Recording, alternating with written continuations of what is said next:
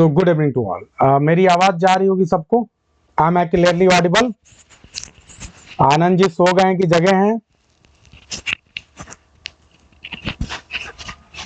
चलिए एलटी में लिंक भेज दीजिए।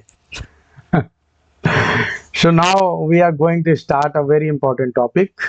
The name of the topic is sentence, phrase and clause.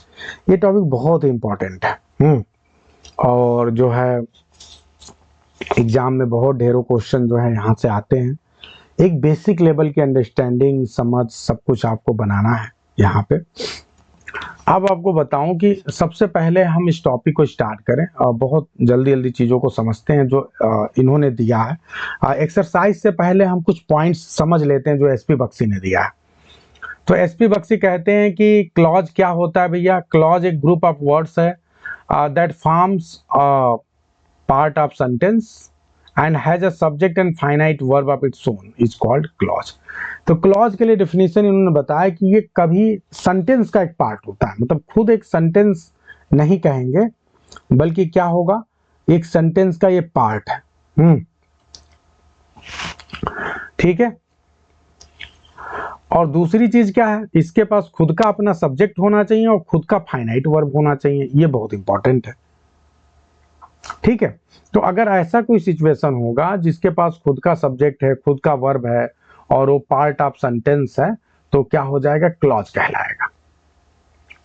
फिर एक बात और ये कह रहे हैं कि number of finite verbs in a sentence joined bye conjunction determine the number of clauses. अब किसी भी सेंटेंस में कितने क्लॉज हैं, ये बात पता करने के लिए आपको क्या ध्यान देना पड़ेगा कि उस सेंटेंस में कितने फाइनाइट वर्ब हैं। बहुत इंपॉर्टेंट बात है। एक सेंटेंस में जितने फाइनाइट वर्ब होंगे उतने ही उस सेंटेंस में क्या होंगे? क्लॉज होंगे। इतनी बात सबको समझ में आ रही है डीपर लेवल पे? अब इसको मैं थोड़ा सा और आपको अच्छे से समझा रहा हूं ताकि आप कभी जिंदगी में भूलो ना। सबसे पहली बात, जब आपको क्लॉज समझना है, ठीक है, हम एकदम शुरुआत से आपको ग्रामर में लेके चलते हैं। सबसे पहले बताओ वर्ड क्या होता है? वर्ड, तो वर्ड क्या होता है? Rightful combination of letters. Rightful combination of letter जब कर देते हैं तो क्या हो जाएगा? एक वर्ड बन जाएगा। ठीक है, कॉम्बिनेशन ऑफ लेटर्स। जब राइटफुल कॉम्बिनेशन ऑफ लेटर्स हो जाएगा तो क्या बन जाएगा? वर्ड बन जाएगा। ठीक है, वर्ड या वर्ड्स। और जब राइटफुल कॉम्बिनेशन ऑफ वर्ड हो जाएगा, जब शब्दों को सही तरीके से सुने हुए तरीके से लगा देंगे तो क्या बन जाएगा? सेंटेंस बन जाएगा। ठीक है, ये एक सिंपल सा अपने दिमाग में रखिए। ठीक है, तो यहां पे मैंने क्या बोला कि राइटफुल कॉम्बिनेशन। ठीक है, राइटफुल कॉम्बिनेशन का मतलब कि इस तरह से ऑर्गेनाइज करिए कि एक मीनिंग दे। ठीक है, ये सिंपल सी बात है सेंटेंस के लिए और वर्ड के लिए।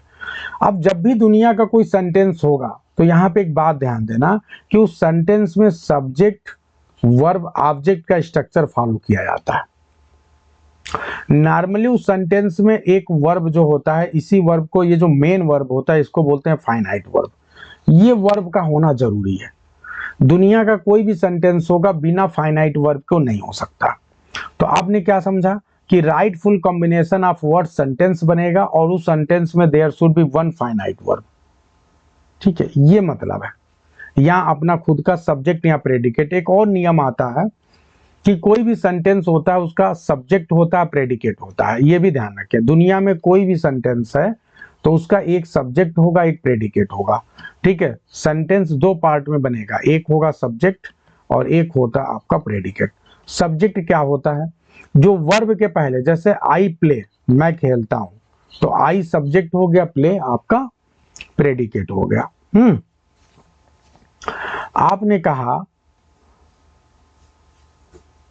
The boy in the house, the boy in the house, ठीक है, इज ऑनेस्ट। अब ये बताइए यहां प्रेडिकेट क्या है, सब्जेक्ट क्या है? तो अब आप ध्यान दें, वर्ब के पहले जो भी होगा वो सब आपका सब्जेक्ट हो जाएगा, चाहे वो एक वर्ड का हो चाहे एक से ज्यादा वर्ड का हो, वो सारे क्या बन जाएंगे? आपके सब्जेक्ट बन जाएंगे, बाकी प्रेडिकेट बन जाएंगे। तो इतनी बात क्लियर है। हमने बहुत अच्छे से समझा कि वर्ड क्या होता है, rightful combination of letter word कहलाता है, rightful combination of words sentence कहलाता है। एक सेंटेंस में दो मुख्य रूप से पार्ट होते हैं, सब्जेक्ट एंड प्रेडिकेट। ठीक है, ये ध्यान देखना है। वर्ब के पहले का पार्ट सब्जेक्ट और वर्ब के बाद वाला वर्ब और उसके बाद वाले सारे पार्ट को हम प्रेडिकेट बोलते हैं। ठीक है, अब दूसरी बात, एक ऐसा वर्ब होता है किसी भी सेंटेंस में जो कि क्या करता है, मेन फंक्शन करता है, मेन फंक्शन करता है। और जो भी वर्ब मेन फंक्शन करता है उसको हम क्या बोलते हैं, फाइनाइट वर्ब बोलते हैं। ये भी बात अपने दिमाग में रखना है, हालांकि हम वर्ब में पढ़ेंगे उससे हम फाइनाइट वर्ब बोलते हैं। और जो फाइनाइट वर्ब होता है इसकी सबसे बड़ी विशेषता, आप कैसे जानोगे फाइनाइट वर्ब है कि नहीं है? वैसे वर्ब के दो प्रकार होते हैं, फाइनाइट वर्ब होता है कि नॉन फाइनाइट है। तो भैया ये फाइनाइट वर्ब क्यों है, कैसे पहचानोगे? तो इसका सिंपल सा तरीका पहचानने का ही है कि जो वर्ब अपने सब्जेक्ट के हिसाब से रूप बदलता है, सब्जेक्ट के हिसाब से रूप बदलता है, उसको हम क्या बोलते हैं, फाइनाइट वर्ब बोलते हैं। जैसे अगर आई है तो क्या हो गया, प्ले हो गया। लेकिन अगर ही है तो क्या हो जाएगा, प्लेज हो जाएगा। समझ में आ रहा है कि नहीं? तो ये चीज है। तो रूप तेरा देख के, रंग तेरा देख के कुदरत भी हैरान है। समझ गए कि नहीं? तो जब क्या होगा कि सब्जेक्ट के रूप रंग को देखकर फाइनाइट वर्ब हैरान होने लगे, बदलने लगे अपने आप को।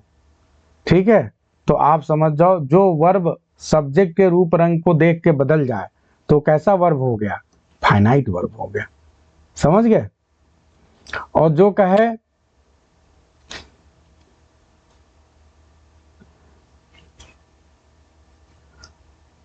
और जो पूरी तरह से त्याग दे, जो कहे कि ये गलियां ये चौबारा यहां आना ना दोबारा, अब हम तो हुए परदेसी, अब तेरा यहां कोई नहीं, वो क्या होगा, वो नॉन फाइनाइट वर्ब होगा। मतलब वो जो है सब्जेक्ट के हिसाब से नहीं बदलता है। समझ गए कि नहीं? सब्जेक्ट चाहे जितना कर ले वो नहीं बदलेगा। समझ गए कि नहीं? तो अब अच्छी तरह से याद रखिएगा। यस। अब जल्दी से हम एक और बहुत ही मेजर पॉइंट पे आपको ले चलते हैं। तो अब आप अपने तीन मेजर चीज समझ लीजिए, फिर जीवन में कभी भूलेंगे नहीं। एक होता है फ्रेज, क्या होता है, फ्रेज। दूसरा होता है क्लॉज और तीसरा होता है सेंटेंस। ठीक है जी? अब ध्यान दें, फ्रेज क्या होता है। सबसे पहली बात, जो फ्रेज क्या होगा, फ्रेज में देखो इन सब की पहचान क्या है, फ्रेज में फाइनाइट वर्ब नहीं होगा, फाइनाइट वर्ब नहीं होगा। लेकिन क्लॉज में फाइनाइट वर्ब होगा, सेंटेंस में क्या होगा, फाइनाइट वर्ब होगा। ठीक है, बहुत सही। और ये जितनी भी चीजें हैं इन सब के लिए एक चीज तो कॉमन है। कॉमन क्या है, ग्रुप ऑफ वर्ड्स। तो ये तो आप सभी को पता है, ये सारे क्या हैं, ग्रुप ऑफ वर्ड्स हैं, ग्रुप ऑफ वर्ड्स ये सारे हैं। इसमें तो कोई डाउट ही नहीं है, क्योंकि ग्रुप ऑफ वर्ड्स तो सारे हैं। लेकिन ग्रुप ऑफ वर्ड्स जो हैं उसमें क्या हो रहा है, फाइनाइट वर्ब जो है फ्रेज में नहीं है, क्लॉज में है और सेंटेंस में है। अब आगे बढ़ते हैं, दूसरा चीज क्या है, इसमें जो है सब्जेक्ट भी नहीं है। यहां पे सब्जेक्ट हो सकता है, यहां पे सब्जेक्ट हो सकता है, दोनों जगहों पे। तीसरी बात पे आते हैं, तो अब बताओ इसके पास फाइनाइट वर्ब भी नहीं है, सब्जेक्ट भी नहीं है, तो क्या ये मीनिंग देगा कि नहीं देगा? तो मीनिंग देगा, मीनिंग देगा। लेकिन कहां देगा, मीनिंग इन अ कॉन्टेक्स्ट, एक कॉन्टेक्स्ट में मीनिंग देगा। ऐसे मीनिंग नहीं दे पाएगा, किसी कॉन्टेक्स्ट में देगा। और इसीलिए इसको मीनिंग को हम क्या बोलेंगे, पार्शियल।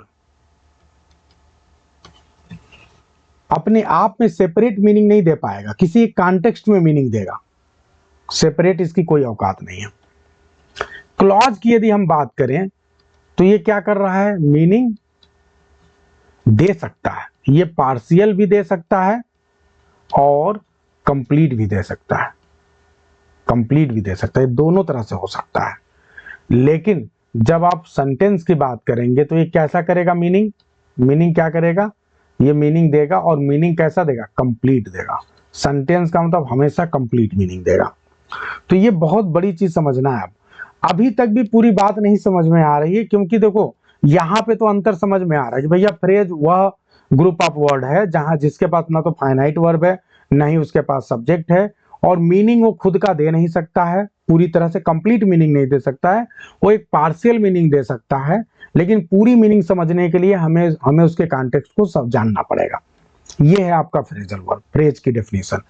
क्लॉज की जब बात करेंगे तो क्लॉज के पास अपना खुद का फाइनाइट वर्ब है, खुद का अपना सब्जेक्ट है, यानी सब्जेक्ट एंड प्रेडिकेट इसके पास है। ध्यान रखना, जब फाइनाइट वर्ब और सब्जेक्ट हो गया इसका मतलब क्या हो गया, सब्जेक्ट एंड प्रेडिकेट है, लेकिन मीनिंग पार्शियल भी हो सकता है, कंप्लीट भी हो सकता है। अब बताओ पार्शियल मीनिंग कब होगी, पार्शियल इसकी मीनिंग तब होगी जब ये क्लॉज कैसा होगा, जब ये सबऑर्डिनेट क्लॉज होगा। क्लॉज के भी दो प्रकार होते हैं, एक होता है सबऑर्डिनेट क्लॉज और एक होता है मेन क्लॉज। तो जब भी ये सबऑर्डिनेट क्लॉज होगा तो ये अपनी मीनिंग दे ही नहीं सकता, क्योंकि ये दूसरे के ऊपर डिपेंड है। मुझे वही पेन पसंद है जो तुमने खरीदा था, तो अगर मैं कहूं कि जो तुमने खरीदा था, इसका कोई मतलब है, जो तुमने खरीदा था। मुझे वह लड़का पसंद है जो कि सूट बूट टाई पहना था, तो अगर हम कहें जो कि सूट बूट टाई पहना था, इससे कुछ समझ में आ रहा है, नो। तो ये सबऑर्डिनेट क्लॉज में मीनिंग नहीं समझ में आती, पार्शियल मीनिंग देता है। और जब आप कंप्लीट मीनिंग कब मिलेगा, जब कैसा होगा, प्रिंसिपल क्लॉज होगा, या फिर कौन सा क्लॉज होगा, कोऑर्डिनेट क्लॉज होगा, तब ये कंप्लीट मीनिंग देगा। या इसी को इंडिपेंडेंट बोलते हैं। ठीक है, ये मामला है। तो अगर आप देखें तो अभी भी पूरी बात समझ में नहीं आ रही है। आप कहोगे सर अभी तक तो दोनों में सेम है, भैया क्लॉज के पास भी अपना सब्जेक्ट है, वर्ब है, उसके पास भी अपना सब्जेक्ट वर्ब है, क्लॉज भी अपनी मीनिंग कंप्लीट दे सकता है, सेंटेंस भी मीनिंग कंप्लीट दे सकता है। तो भाई अंतर क्या है, अंतर ये है कि क्लॉज जो है इन सब के बावजूद पार्ट ऑफ अ सेंटेंस है, पार्ट ऑफ सेंटेंस, ये एक सेंटेंस का पार्ट होता है। ठीक है, इसका जो है इंडिविजुअल, हम कहें इंडिविजुअल एग्जिस्टेंस है, इंडिविजुअल एग्जिस्टेंस है, तो इंडिविजुअल एग्जिस्टेंस नहीं है, इंडिविजुअल एग्जिस्टेंस नो। ये बहुत बड़ा जवाब है। अगर क्लॉज की बात करें तो there is no individual existence of the clause. अगर आप जैसे वही बात है, मछली को पानी से बाहर निकाल दो, मछली मर गई, मछली जल की रानी है, जीवन इसका पानी है, बाहर निकालो मर जाएगी। ठीक है, तो अब जब मछली को बाहर निकाल दिए तो मर गई। तो ये जो क्लॉज है ना, क्लॉज क्या है, क्लॉज एक मछली की तरह है, जब तक ये पानी के अंदर है, जो सेंटेंस है वो क्या है, पानी है। तो जब तक ये पानी के अंदर है तब तक तो ये क्लॉज है, और जैसे ही इसे पानी के बाहर निकाल दोगे क्लॉज क्या हो जाएगा, मर जाएगा। समझ में आ रहा है कि नहीं, क्लॉज मर जाएगा, फिर क्लॉज नहीं बचेगा, क्योंकि इंडिविजुअल एग्जिस्टेंस क्लॉज का होता ही नहीं है। समझ में आया कि नहीं आया, तो ये बात समझ में आ रहा है कि नहीं, क्लियर है सभी को, अब तो कभी नहीं भूलोगे। तो जब तक वो सेंटेंस के अंदर है, यानी पानी के अंदर जब तक मछली है तब तक तो उसका एग्जिस्टेंस है, क्लॉज कहलाएगा। लेकिन जैसे पानी से बाहर आ गया अब वो क्लॉज नहीं रहा, अब वो खत्म हो गया। इतनी बात समझ में आ रही, तो ये मतलब है, बस सिंपल सा बात है। तो बस, तो अब आप में से किसी को प्रश्न पूछना चाहिए कि सर जब वो क्लॉज नहीं रहेगा तो बाहर तो आ ही जाएगा, जैसे मछली है, तो मछली पानी से बाहर आ गई तो मर गई, ये तो बात सच है। लेकिन बचे क्या हो सकता है, नहीं राकेश जी, यही तो समझना है। चाहे कंपाउंड सेंटेंस हो चाहे जो सेंटेंस हो, जब वो क्लॉज बाहर आएगा तो क्लॉज नहीं रह जाएगा। इस बात को अच्छी तरह समझिए आप। दुनिया में कोई भी सेंटेंस जब वो बाहर आ गया, क्लॉज अगर वो बाहर आ गया तो क्लॉज नहीं रहा, वो फिर सेंटेंस कहलाएगा। क्या कहलाएगा, सेंटेंस कहलाएगा। यही अंतर है, बस यही सिंपल सी बात समझना है। ठीक है, जब तक वो सेंटेंस के अंदर है तब तक वो क्लॉज है।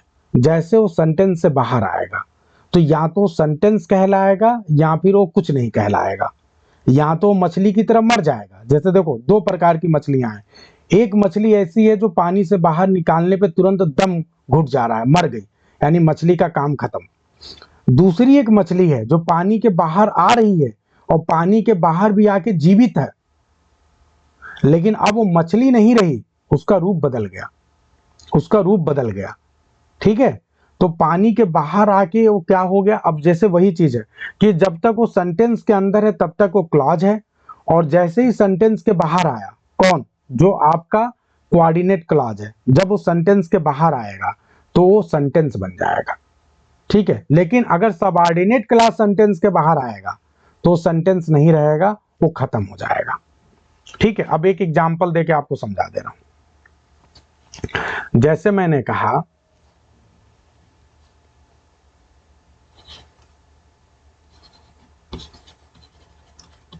Ravi is a good, a poor boy. Ravi is a poor boy, poor student.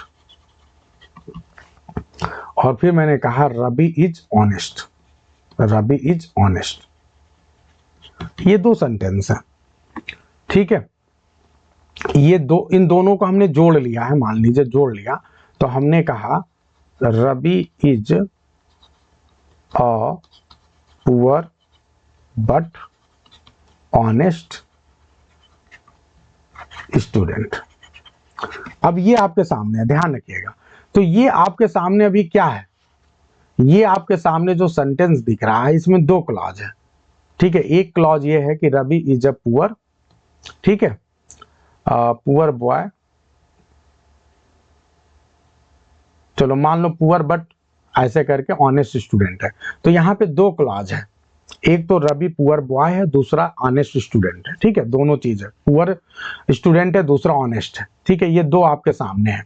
तो यहाँ पे ध्यान दे, जैसे ही आपने इसको बाहर निकाला तो आपने दो अलग अलग, इसको दोनों क्लास को बाहर निकाल दिया। तो आपका Ravi is a poor student ये हो गया, दूसरा रवि इज ऑनेस्ट ये हो गया, दोनों बाहर निकल गए। जब ये दोनों बाहर निकल गए तो अपने आप में ये क्या हो गए, ये इंडिविजुअल सेंटेंस बन गए। अब ये क्लॉज नहीं है, क्या हो गया, क्योंकि इनका इंडिविजुअल अस्तित्व तो नहीं होता है, तो अब ये सेंटेंस बन चुके हैं। ये दोनों क्या अपने अलग अलग सेंटेंस बन चुके हैं, अब ये क्लॉज नहीं है। समझ में आ गया कि नहीं आ गया ये बात? तो ये क्लियर एकदम राकेश, इज इट क्लियर? अब एकदम 100% जा रहा है दिमाग में कि नहीं? तो जब भी आप बाहर निकालोगे तो बाहर निकालने के बाद वो सेंटेंस बन जाएंगे, और जब तक सेंटेंस के अंदर है तो क्या हो गए, वो क्लॉज है। ये एक सेंटेंस और लिख रहा हूं, आई लाइक द पर्स, ठीक है, यू परचेज्ड यस्टरडे। एक सेंटेंस ये है। अब ध्यान दीजिए, यहां पे कितने क्लॉज हैं? आई लाइक द पर्स, एक ये क्लॉज है, ठीक है, ये प्रिंसिपल क्लॉज है, और यहां पे यू परचेज यस्टरडे, ये कैसा है आपका, ये सबऑर्डिनेट क्लॉज है। बहुत क्लियर है। अगर मैं इसको अलग अलग करूं,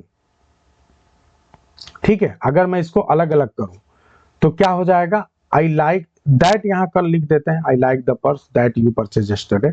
तो यहां पे एक आपका मैंने लिख दिया आई लाइक द पर्स। तो ये जो आई लाइक द पर्स है, ये अपने आप में क्या है, चूंकि प्रिंसिपल क्लॉज है तो ये पूरी तरह से क्या बन गया, सेंटेंस बन गया, क्योंकि ये अलग हो गया, ये सेंटेंस बन गया। लेकिन जैसे यू परचेज यस्टरडे जो है, ठीक है, ये अपने आप में जो है क्या, सेंटेंस जैसा दिख तो रहा है, लेकिन ये मीनिंगफुल सेंटेंस नहीं है। ये आपको सेंटेंस जैसा दिख तो रहा है, लेकिन that is not meaningful, that is not meaningful. समझ में आ रहा है कि नहीं? तो ये अपने आप में क्या हो गया कि ये सेंटेंस एक तरह से मर गया, ये सेंटेंस अपने आप में क्या हो गया, मर गया, ये डेड हो गया। तो ये बस समझना है। तो केवल वही सेंटेंस अपने एग्जिस्टेंस को बचा पा रहा है जो पहले से इंडिपेंडेंट है या कोऑर्डिनेट क्लॉज है। सबऑर्डिनेट क्लॉज वाला जब आएगा तो वो मीनिंगफुल है नहीं। यू परचेज यस्टरडे, तुमने कल खरीदा, क्या खरीदा, किसे खरीदा, हमें कुछ भी पता नहीं है, ठीक है, तो इसलिए सेंटेंस के रूप में डेड है। I hope it is very clear to everyone. तो ये बात आप लोग को एकदम अच्छी तरह से समझ में आ गया होगा। फ्रेज का एक एग्जांपल दे रहा हूं, जैसे हमने कहा in the corner, in the corner. अब ये बताइए इन द कॉर्नर जो है ये क्या है, ये ग्रुप ऑफ वर्ड है, लेकिन क्या इसमें फाइनाइट वर्ब है? नो। क्या इसमें सब्जेक्ट है? नो। क्या ये पूरी मीनिंग दे रहा है, कंप्लीट मीनिंग दे रहा है? कंप्लीट मीनिंग दे रहा है? नो। तो जब ये कुछ नहीं दे रहा है, ठीक है, कंप्लीट मीनिंग नहीं है, सब्जेक्ट नहीं है, फाइनाइट वर्ब नहीं है, बस ये पार्शियल मीनिंग दे रहा है कोने में, तो ये अपने आप में क्या हो गया, ये फ्रेजल वर्ब कहलाएगा। सॉरी, फ्रेजल वर्ब नहीं, फ्रेज। तो ये एक फ्रेज हो गया, ठीक है। एकदम क्लियर है, सबको एकदम समझ में आ रहा होगा, एकदम 100%। अब आ जाते हैं, तो अब आप देखिए सेंटेंस के 3 प्रकार हैं, simple sentence, complex sentence, compound sentence, ठीक है। 3 प्रकार के सेंटेंस हो। जो सिंपल सेंटेंस होता है उसकी विशेषता क्या होती है? बहुत सिंपल है, इसमें जिसमें केवल एक फाइनाइट वर्ब होगा वो क्या होगा? वो सिंपल सेंटेंस कहलाएगा। जिसमें केवल एक फाइनाइट वर्ब होगा वो होगा सिंपल सेंटेंस। कॉम्प्लेक्स सेंटेंस क्या होगा? इसमें एक से ज्यादा फाइनाइट वर्ब हो सकते हैं, कंपाउंड में भी एक से ज्यादा फाइनाइट वर्ब हो सकते हैं। अंतर क्या है? जो कॉम्प्लेक्स सेंटेंस होता है उसमें जो 2 क्लॉजेज होते हैं, ध्यान रखिएगा, जो 2 फाइनाइट वर्ब आपको 2 इसमें क्लॉजेज मिलेंगे, क्योंकि सेंटेंस के अंदर सेंटेंस नहीं मिलेगा, क्लॉज मिलेंगे। तो जो क्लॉज मिलेगा वो हमेशा क्या होगा? जो एक तो मेन क्लॉज हमेशा होता है प्रिंसिपल क्लॉज, जो दूसरा क्लॉज होगा that will be subordinating clause, that will be subordinating clause, यानी वो डिपेंडेंट क्लॉज होगा। जब आप कंपाउंड की बात करेंगे तो एक तो प्रिंसिपल क्लॉज होगा, दूसरा क्लॉज क्या होगा? That will be coordinating clause, coordinating clause. Coordinating clause ऐसा क्लॉज होता है जो अपनी मीनिंग के लिए खुद पे डिपेंडेंट है, इसीलिए जब वो बाहर निकलता है तो वो मरता नहीं है। लेकिन सबऑर्डिनेट क्लॉज जो है वो बाहर निकलेगा तो अपना एग्जिस्टेंस को खत्म कर देगा, क्योंकि उसके पास वो डिपेंडेंट है ना, तो डिपेंडेंट वाला बाहर जाके कहां जी पाएगा। तो ये एकदम क्लियर है मेरे सामने, सभी को समझ में आ रहा है। अब जब हम बात करते हैं कंपाउंड सेंटेंस की, तो इसमें जो दूसरा क्लॉज, जिस क्लॉज इसके अंदर रहता है उसे हम कोऑर्डिनेटिंग क्लॉज बोलते हैं। और जो कोऑर्डिनेटिंग क्लॉज होता है वो कैसे बनता है? वो कोऑर्डिनेटिंग कंजंक्शन की सहायता से हम उसको बनाते हैं, ठीक है। इसके लिए मैंने आप लोगों को फार्मूला बताया था, काई फार्मूला, वही फार्मूला ध्यान रखना है। सी फॉर क्यूमुलेटिव, क्यूमुलेटिव का मतलब ऐसा कंजंक्शन जो कि जोड़ने का काम करता है, जोड़ने का काम, जैसे एंड, एज वेल एज, ठीक है, both and not only but also. ये 4 हैं जो अपने दिमाग में बैठा लो। अगर ये 4 आएंगे तो ये क्यूमुलेटिव कंजंक्शन कहलाते हैं, ये जोड़ने के काम करते हैं। आगे बढ़ते हैं, ए फॉर क्या होता है? Alternative conjunction. जो अल्टरनेटिव, बहुत ध्यान से सुनिएगा, आप भूलना नहीं है आप लोग को, अल्टरनेटिव कंजंक्शन एकदम दिमाग में बैठा लीजिए।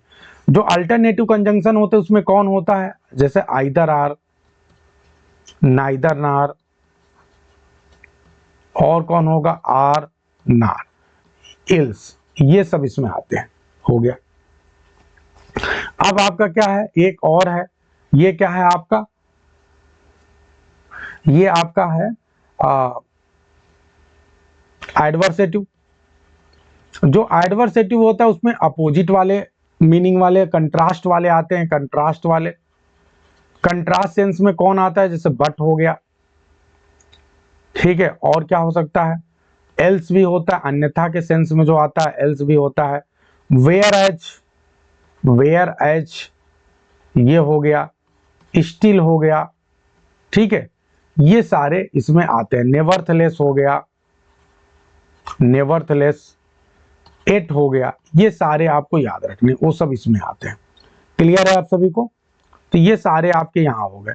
अब सबसे लास्ट में चलते हैं इलेटिव, आई फॉर इलेटिव, समझ में आ रहा है सबको? इलेटिव, इलेटिव का मतलब क्या होता है? परिणाम सूचक, जिसमें कोई रिजल्ट निकलने की बात होती है। उसमें कौन कौन से हैं? तो उसमें सबसे महत्वपूर्ण यही है, so therefore, so and therefore, इनका सबसे ज्यादा यूज किया जाता है, सो एंड देयरफॉर। क्लियर है? तो ये समझ में आ गया। ये 4 प्रकार के जो कंजंक्शन है ये आपके किसके टाइप हैं? ये कोऑर्डिनेटिंग कंजंक्शन के टाइप हैं। इनका हम यूज करते हैं कोऑर्डिनेट क्लॉज बनाने के लिए। इसकी सहायता से जो सेंटेंस बनेगा that will be called compound sentence. बहुत सिंपल है। अब आपके सामने यहाँ कई सेंटेंसेज हैं, देख रहे हैं आप, एंड, बट, और इन सब का प्रयोग करके बनाया गया है। क्लियर है सभी को? तो ये आपका हो गया। अब जब हम बात करते हैं कॉम्प्लेक्स के, ठीक है, तो कॉम्प्लेक्स वाला आप सभी को मैंने बता दिया। अब कॉम्प्लेक्स के भी 3 प्रकार होते हैं। कॉम्प्लेक्स के 3 प्रकार होते हैं। फर्स्ट होता है नाउन क्लॉज, दूसरा एडजेक्टिव क्लॉज, तीसरा होता है एडवर्ब क्लॉज। बस सिंपल सा ध्यान रखना है। नाउन क्लॉज क्या होगा? सिंपल सी बात है, जब नाउन, जो क्लॉज नाउन का काम करेगा वो नाउन क्लॉज होगा, जो क्लॉज एडजेक्टिव का काम करेगा वो एडजेक्टिव क्लॉज होगा, जो एडवर्ब का काम करेगा वो एडवर्ब क्लॉज होगा। ठीक है, अब यहीं पे आते हैं। बहुत तेजी से आपको चीजें बता रहा हूँ, डीपर लेवल पे, मुझे कोई शौक नहीं है, लेकिन बता रहा हूँ। बताऊं कि ना बताऊं? बहुत तेजी से बता रहा हूं। तैयार हैं सभी लोग? चलिए, तो रिवीजन की तरह हम ले रहे हैं। अब आते हैं नाउन क्लॉज। ये बहुत इंपॉर्टेंट मैटर यहाँ पे दिया हुआ है, बहुत इंपॉर्टेंट मैटर दिया हुआ है। जो नाउन क्लॉज है वो बहुत इंपॉर्टेंट तरीके से यहाँ दिया हुआ है कि नाउन क्लॉज को आप पहचानोगे कैसे। ध्यान दो, नाउन क्लॉज में किस प्रकार के कंजंक्शन आते हैं। ये एमएच अब्राहम की बहुत बड़ी विशेषता है, जो कि आपको उतना बढ़िया से रेन एंड मार्टिन में भी नहीं दिखाई पड़ता है। बहुत कम शब्दों में एमएच अब्राहम ने दिया है। Take care of the rules given below while writing a noun clause. हाँ सॉरी, हाँ एमएच अब्राहम मेरे दिमाग में चल रहा है। SP Bakshi Chanchal ji, thank you. तो जैसे यहाँ पे ध्यान दे, जैसे यूज द कंजंक्शन, जैसे दैट हो गया, इफ हो गया, वेदर हो गया, वेन हो गया, वेयर हो गया, हाउ हो गया, वाई हो गया, वाट हो गया, हु, हुज, हुम, विच, ये जितने भी कंजंक्शन है इन सब का प्रयोग किया जाता है नाउन क्लॉज बनाने के लिए। तो ये बात ये अपने दिमाग में मत रखिएगा। जैसे आप लोग के दिमाग में रहता है ना कि वेन का प्रयोग तो एडवर्ब में करते हैं, वेयर का एडवर्ब में करते हैं, हाउ का एडवर्ब में करते हैं, वाई का एडवर्ब में करते हैं। नो, यहां भी हम कर सकते हैं, वो क्लियरली बता रहा है। आगे बताते हैं। Tense of the noun clause should be in the past if the verb of the main clause in the past. ये तो सिंपल सी बात है, अगर वर्ब पास्ट में है तो जो क्लॉज का होगा वो भी पास्ट में होगा। केवल यूनिवर्सल फैक्ट होगा तो नहीं चेंज होगा। ठीक है, अब एक बहुत महत्वपूर्ण बात इन्होंने बोला है कि नाउन क्लॉज कभी भी इंट्रोगेटिव में नहीं होगा। तो ये तो बहुत इंपॉर्टेंट बात है। देखो वैसे मैं बताऊं क्या, नाउन क्लॉज क्या, कोई भी क्लॉज कभी भी इंट्रोगेटिव में नहीं होता है। ठीक है, ये बहुत इंपॉर्टेंट पॉइंट है। नाउन क्लॉज कभी भी इंट्रोगेटिव में नहीं होता, ये बहुत इंपॉर्टेंट पॉइंट है। ठीक है, अगर आप ध्यान दें तो मेरा एक प्रश्न है, क्या दुनिया का कोई क्लॉज इंट्रोगेटिव में होता है? तो नॉर्मली नहीं होता है भाई। सबऑर्डिनेटिंग क्लॉज नॉर्मली इंट्रोगेटिव में नहीं होता है, क्योंकि आपको पता है, देखो, जो अगर कोई क्वेश्चन भी होगा ना, तो क्वेश्चन जब भी क्लॉज में आता है तो क्वेश्चन के 2 प्रकार होते हैं। सबको मालूम है कि नहीं? बहुत इंपॉर्टेंट बात बता रहा हूं, डायरेक्ट क्वेश्चन, इनडायरेक्ट क्वेश्चन। जब भी डायरेक्ट क्वेश्चन होता है तो उसका रूल ये होता है कि पहले क्वेश्चन वर्ड आएगा, फिर हेल्पिंग वर्ब आएगा, फिर सब्जेक्ट आएगा। यही तो रूल होता है। लेकिन जब भी इनडायरेक्ट क्वेश्चन होगा तो इनडायरेक्ट क्वेश्चन में ये रूल नहीं फॉलो होता है। इनडायरेक्ट क्वेश्चन में सब्जेक्ट होता है, फिर उसके बाद से मतलब क्वेश्चन वर्ड, फिर सब्जेक्ट, फिर हेल्पिंग वर्ब, फिर मेन वर्ब, ये मामला है। तो ये अपने दिमाग में एकदम बैठा लो। ठीक है, एकदम क्लियर है सभी को? तो क्वेश्चन हमेशा जो है इंटरोगेटिव फॉर्म में कभी नहीं आएगा, यस, क्योंकि वो रिलेटिव बन जाएगा, यस। और हमेशा इसको दूसरे भाषा में अगर कहना चाहूं तो अगर कोई क्वेश्चन आता है तो क्वेश्चन माना जाएगा, लेकिन वो इनडायरेक्ट क्वेश्चन होगा तो क्वेश्चन वर्ड आगे आ जाएगा। ये है कुल मिला के मैटर। तो नाउन क्लॉज एकदम क्लियर है। अब नाउन क्लॉज के एक्सरसाइज अभी नहीं करेंगे, अब हम आगे बढ़ते हैं। अब एडजेक्टिव क्लॉज को तुरंत यहीं पे समझो। देखो, जब एडजेक्टिव क्लॉज जो होता है, जब भी हम एडजेक्टिव क्लॉज को लिखते हैं तो एक स्टूडेंट को रिक्वायर होता है उन चीजों को ध्यान रखने के लिए। क्या चीजें उसे ध्यान करना पड़ेगा? Adjective clause should be placed after the antecedent. Adjective clause को आप एंटीसीडेंट के कहां रखते हैं? Placed after the antecedent. यानी एंटीसीडेंट क्या होता है? कोई नाउन या प्रोनाउन होता है, उसके ठीक बाद आता है एडजेक्टिव क्लॉज। ध्यान रखना एक सबसे बड़ी बात। तो जो नाउन प्रोनाउन होता है उसी को हम एंटीसीडेंट बोलते हैं। एंटीसीडेंट का मतलब जिसके लिए कोई क्लॉज आता है, जैसे यही वह पर्स है जो तुमने कल खरीदा था, तो यहां एंटीसीडेंट क्या है? पर्स। पर्स वो नाउन या प्रोनाउन है जिसके लिए वो क्लॉज आया है, जो तुमने कल खरीदा था। एक गाना सुने, एक ऐसी लड़की थी जिसे मैं प्यार करता था, जीता था जिसके लिए मरता था। एक ऐसी लड़की थी जिसे मैं प्यार करता था। तो एक लड़की, जो एक लड़की है वो क्या हो गई? वो एंटीसीडेंट हो गई। और जिसे मैं प्यार करता था वो क्या हो गया? वो आपका हो गया एडजेक्टिव क्लॉज। समझ में आ रहा है? डीपर से डीपर लेवल पे जा रहा है कि नहीं? तो ये मामला है। ठीक है। The verb is the adjective clause should B, जो एडजेक्टिव क्लॉज का वर्ब है वो कैसा होना चाहिए? वो सिंगुलर प्लूरल होना चाहिए अपने एंटीसीडेंट के हिसाब से। ये भी सही है। मतलब जो क्लॉज है भैया एंटीसीडेंट, जैसे एक ऐसी लड़की थी, तो जो लड़की है उसके हिसाब से यूज करना पड़ेगा आपको वर्ब। ठीक है, अगर एक है तो भैया सिंगुलर, एक से ज्यादा है तो प्लूरल। ठीक है, ये मतलब है। अब आगे बढ़ते हैं। बहुत इंपॉर्टेंट यहाँ टेबल दिया गया है जो कि केवल इसी बुक में दिया है, ये बहुत बड़ी विशेषता है। एसपी बख्शी ने जान डाल दिया है यहाँ पे। यूज ऑफ कनेक्टिव्स, इन्होंने रिलेटिव प्रोनाउन का कैसे यूज करना है बहुत बढ़िया तरीके से दिखाया। जैसे हु, हुज, हुम का प्रयोग करना है लिविंग बीइंग के लिए। विच, ऑफ विच का प्रयोग करना नॉन लिविंग के लिए। ये सब रिलेटिव प्रोनाउन है जो यूज होंगे। और सबसे बड़ी चीज दैट का यूज दिखा दिया आपके सामने कि दैट का यूज करना पड़ेगा किसके लिए? जैसे हु विच आएगा ना तो उसकी जगह दैट का प्रयोग करिए। किस कंडीशन में दैट का प्रयोग करेंगे? जब जो है that is usually used if the antecedent is presented by, यदि एंटीसीडेंट जो है किसके द्वारा प्रीसीड कर रहा है? द सेम, यही वह लड़की है। This is the same girl who I loved, क्या ये सही है कि this is the same girl that I loved?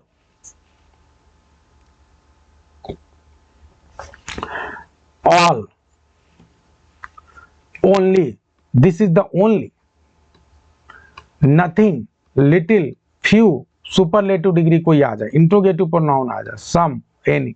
अगर ये जितने भी केस आएंगे तो इन सब के केस के बाद हु नहीं आएगा, क्या आएगा? दैट आएगा। मजा आ रहा है कि नहीं? डीपर से डीपर लेवल पे जा रहा है कि नहीं? हृदय की गहराई में। एज, एज का प्रयोग आपको करना है आफ्टर द सेम या फिर सच। सेम और सच के बाद से जो है आप एज का प्रयोग कर सकते हैं। यहां भी हुए या विच का प्रयोग नहीं करना। अब फिर ध्यान दीजिए, अगर कोई रीजन है तो आप वाई का प्रयोग कर सकते हैं। अगर टाइम है तो वेन का प्रयोग कर सकते हैं। अगर प्लेस है तो वेयर का प्रयोग कर सकते हैं। अगर मैनर है तो हाउ का प्रयोग कर सकते हैं। लेकिन ये मैनर से पहले कोई एंटीसीडेंट आना चाहिए। ये बहुत बड़ी चीज है जो आपको पहचानना है। देखो एडजेक्टिव एडवर्ब क्लॉज में यही बेसिकली अंतर है कि एडवर्ब क्लॉज में एंटीसीडेंट नहीं आ रहा, एंटीसीडेंट की जरूरत नहीं है भैया, लेकिन यहां एंटीसीडेंट की जरूरत है एडजेक्टिव में। ठीक है, यही बात ध्यान देना। Is it clear? सभी को समझ में आ रहा है? ये वाई, वेन, वेयर, हाउ आएगा, एडवर्ब क्लॉज में भी आएगा, लेकिन एडजेक्टिव में फर्क इतना ही है। मुझे एडजेक्टिव क्लॉज पहचानना सबसे आसान लगता है। दुनिया में सबसे आसान है कोई क्लॉज पहचानना तो एडजेक्टिव क्लॉज। क्यों? क्योंकि इसके पहले भैया एक हमें चाहिए। एक ऐसी लड़की थी जिसे मैं प्यार करता था, मतलब एक मतलब एंटीसीडेंट की जरूरत है। कोई एक ऐसा चीज है जिसको बढ़ाया जाएगा, जिसके बारे में बात होगी।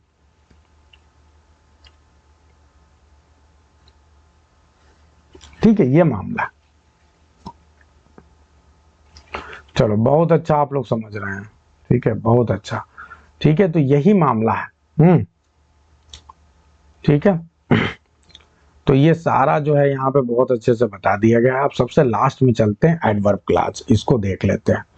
जो एडवर्ब क्लॉज है ये one of the 3 subordinated clauses है। It does the work of an adverb, ये एडवर्ब का काम करेगा। और ये वर्ब एडवर्ब एडजेक्टिव को जैसे एडवर्ब मॉडिफाई करता है वैसे करता है। अब यहाँ पे क्या क्या चीजें रहती हैं? ये सारी चीजें आती हैं।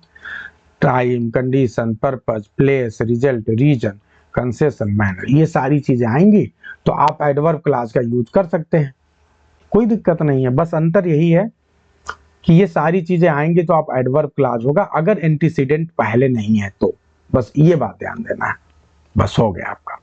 अब इन्होंने इसके बाद अगर आपको बुक देखेंगे तो बुक में क्या करना है, इसने बता दिया कि टाइम में एडवर्ब क्लॉज, अब जब टाइम आएगा तो when, whenever, as soon as, while, before, after, इन सब का प्रयोग कर लो भाई, ठीक है।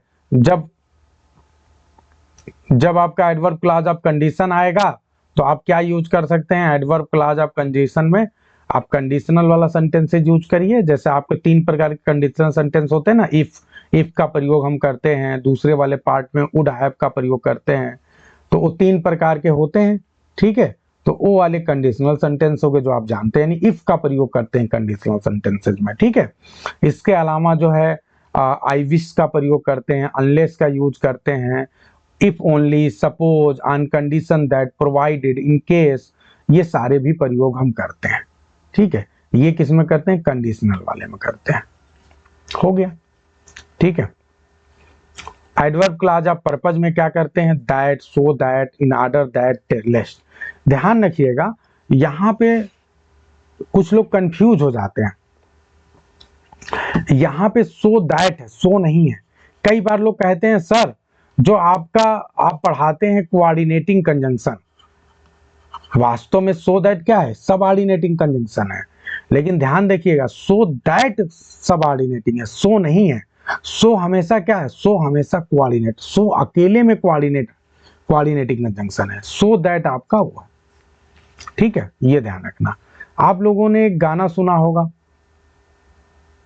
अच्छा चलो नहीं बताते हैं, आगे बढ़ते हैं। तो ये हो गया। एडवर्ब क्लॉज ऑफ प्लेस की बात करते हैं तो अब आपको वेयर एंड वेयर एवर का प्रयोग करेंगे एडवर्ब क्लॉज ऑफ प्लेस में। एडवर्ब क्लॉज ऑफ रिजल्ट में क्या प्रयोग करेंगे, दैट का प्रयोग कर सकते हैं। सो का प्रयोग प्रीसीडेड, ध्यान रखिए सो दैट अकेले नहीं है, दैट, सो दैट दोनों मिलके है। सच का प्रयोग कर सकते हैं, तो ये जैसे आप देखिए he was so let that, he was such an intelligent boy that, तो ये जब इस तरह से प्रयोग हो रहा है भाई, ये है, तो ये रिजल्ट को शो कर रहा है। एडवर्ब क्लॉज ऑफ रीजन में because, since, as, now that, that, इन सब का प्रयोग आप करते हैं। आगे बढ़ते हैं। Adverb clause of concession and contrast में क्या यूज करते हैं, तो although, though, even if, however, whatever, no matter. अब मुझे कोई बताएगा एडवर्ब क्लॉज आप कंसेशन या कंट्रास्ट में यूज कर रहे हैं, अब बताइए एडवर्ब आप जब कोऑर्डिनेट क्लॉज में रहते हैं तो वहां पे कंट्रास्ट दिखाने के लिए क्या यूज करते हैं, हु विल टेल फास्ट। जब आप कोऑर्डिनेट क्लॉज में हैं तो वहां कंट्रास्ट दिखाने के लिए क्या यूज करेंगे, but, yet, however, still, ठीक है। एल दो नहीं करते हैं भाई, वहां एल दो नहीं आता है, ठीक है। देयर फोर कहा रिलेटिव आ गए, आप इल्स का कर सकते हैं अन्यथा के सेंस में। अभी थोड़ी देर पहले बताया एल दो वगैरह दो तो यहां आता है, कहां आप लोग जा रहे हैं, एल दो तो यहां आएगा ना, हम आपसे कोऑर्डिनेट की बात कर रहे हैं। तो ये आप लोग को अच्छे से ध्यान रखना है भाई, तो यही चीज बस ध्यान रखेंगे तो कभी कोई दिक्कत नहीं होगी। मैनर वाले में क्या आएगा, एज इफ, एज दो, बस ये दो आता है, एज इफ, एज दो, और एज भी आता है, एज, ये है मामला। कंपैरिजन में देन, एज का प्रयोग करेंगे, हो गया। तो इस तरह से हमने सारे जितने भी प्रकार के क्लॉज में जो जो आते हैं वो सब देख लिया। बताइए भाई Chanchal ji, are you there in the class?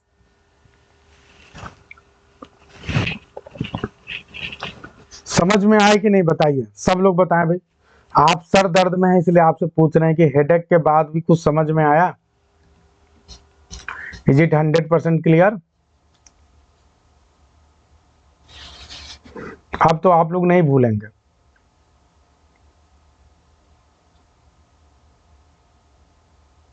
एकदम डीपर लेवल पे बता दिए, बहुत अच्छे अच्छे कॉन्सेप्ट और एग्जाम्पल देके बताए हैं, ठीक है। मछली जल की रानी वाला याद है ना एकदम। क्लॉज तभी तक क्लॉज है जब तक वो सेंटेंस के अंदर है। मछली जब तक पानी के अंदर है तब तक उसका अस्तित्व है, पानी से बाहर आते हुए अस्तित्व खत्म। अगर बहुत दमदार कोई मछली है तो उसका अस्तित्व बचा तो रहेगा लेकिन रूप बदल जाएगा। बस यही बहुत अपने दिमाग में बताना। सबऑर्डिनेट कंजेशन में तो खत्म हो जाएगी, केवल कोऑर्डिनेट कंजेशन, कोऑर्डिनेट वाला यदि होगा तो उस कंडीशन में थोड़ा रूप बदल जाएगा, मतलब वो सेंटेंस बन जाएगा। ठीक है, तो बस यही ध्यान देना है बस। तो बहुत अच्छे से आप लोग को सारा करा दिया हूं और होप करता हूं कि आप बहुत अच्छा करेंगे। आप कहीं कोई दिक्कत नहीं होगी। हाँ, मछली से मरी हुई मछली हो जाएगी, बिल्कुल।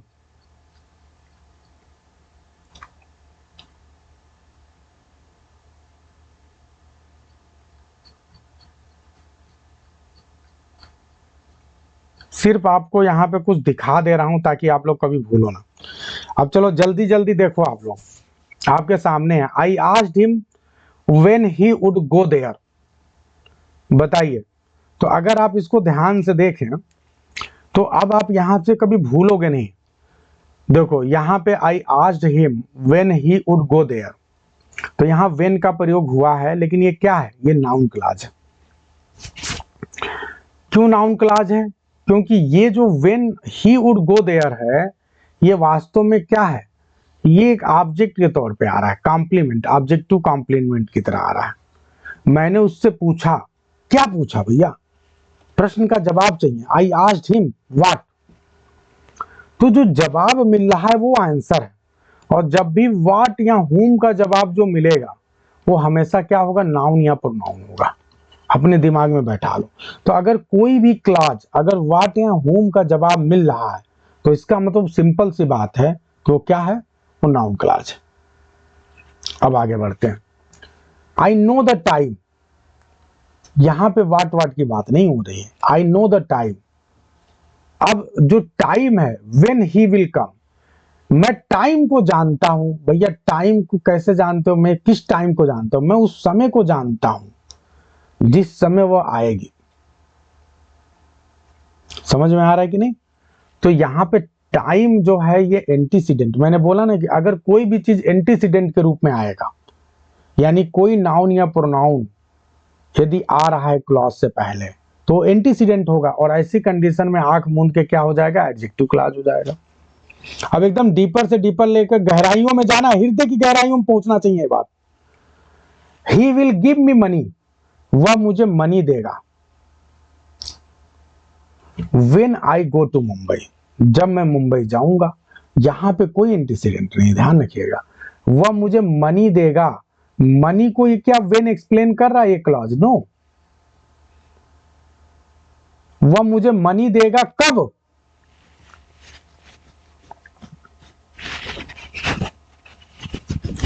एक टेक्निक बताऊं जो जीवन में कभी नहीं भूलोगे। एक टेक्निक बता रहा हूं। अगर आप हिंदी में सोचो, अगर आपको जवाब मिले जब, आपको जवाब मिले जौ में जब आएगा तो हमेशा वो होगा एडजेक्टिव क्लॉज। और जब जवाब मिले क में, क वाले साउंड में, तो आप समझ जाओ क्या होगा? वो आपका होगा एडवर्ब क्लॉज। टेक्निक देखो जैसे कैसे। मैं वह समय जानता हूं जब वह आएगा, तो जब वह आएगा यानी एडजेक्टिव क्लॉज। एक ऐसी लड़की थी जिसे मैं प्यार करता था, क्या उन गाया? आज से इतने समय पहले मूवी में गाना गाया जा चुका है। तो जिसे जो आ गया, समझ में आ गया नहीं? He will give me money when I go to Mumbai, वह मुझे पैसे देगा। नहीं भैया ये गलत हो रहा है। ये सेट नहीं बन रहा है। ठीक है, जब मैं मुंबई जाऊंगा, वेरी सॉरी, यहाँ सेट नहीं हो पाया ये। ठीक है, वेरी सॉरी, फनी, थोड़ा सा मजाक वजाक चलता है। तो यहाँ पे जो है फिलहाल एंटीसीडेंट नहीं है। ठीक है, आगे बढ़ते हैं। I shall not tell you where he lives. Actually मैं जो बताना चाहता था आप समझ लो। बस एक जो हंसी मजाक अपनी जगह है, दूसरी बात समझो आप।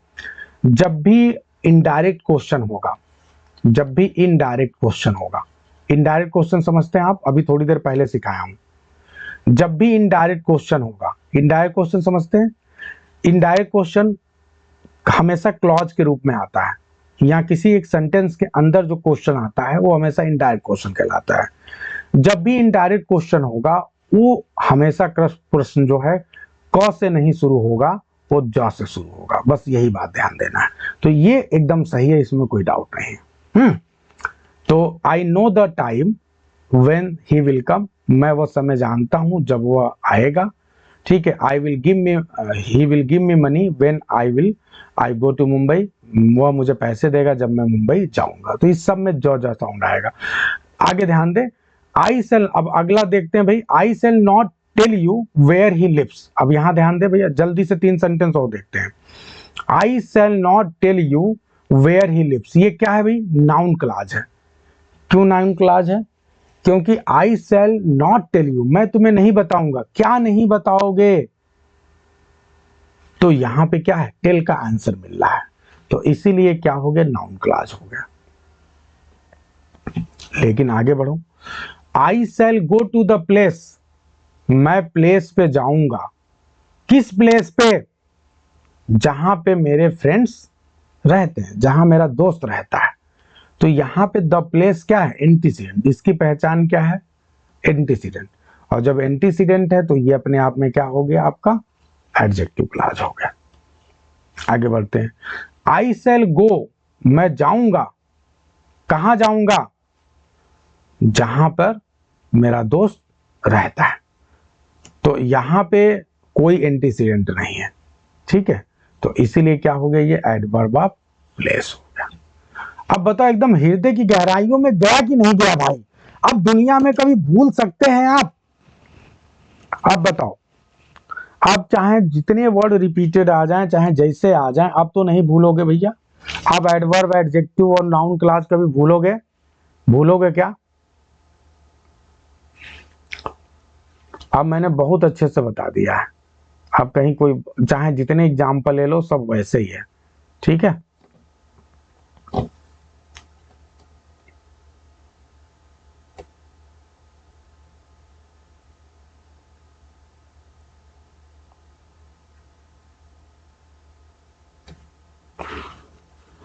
ठीक है जी, पूरी तरह से खत्म कर दिए हैं काम। राजकुमार जी, जनाजा निकल गया कि नहीं? एक्टिव पैसे ये इसका पूरा निकल गया कि नहीं?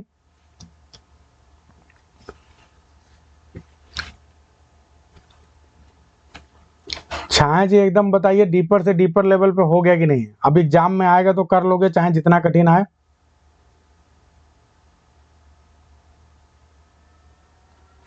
और लोग एक बार सब लोग यस तो लिख दो भाई, जोर से बोलो, इतनी रात हो गई है।